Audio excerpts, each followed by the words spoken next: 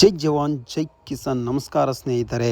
ನಮ್ಮ ದೊಮ್ಮಸಂದ್ರದಲ್ಲಿ ಮುತ್ಯಾಲಮ್ಮ ದೇವಿ ಕರಗ ಮಹೋತ್ಸವ ಅದ್ಧೂರಿಯಾಗಿ ನಡೆಯಿತು. ಅದೇ ಸಂದರ್ಭದಲ್ಲಿ ತುಂಬ ಚೆನ್ನಾಗಿ ಡೆಕೋರೇಷನ್ ಮಾಡಿದರು. ನೋಡ್ತಾ ಇರ್ಬೋದು ಯಾವ ಥರ ಡೆಕೋರೇಷನ್ ಮಾಡಿದ್ದಾರೆ ಅಂದ್ಬಿಟ್ಟು. ಆಮೇಲೆ ನಮ್ಮ ಕರಗ ಪೂಜಾರಿ ಅಂತೂ ಅಲ್ಟಿಮೇಟಾಗಿ ಕರಗ ತಗೊಂಡು ಡ್ಯಾನ್ಸ್ ಮಾಡ್ತಾ ಇದ್ದಾರೆ.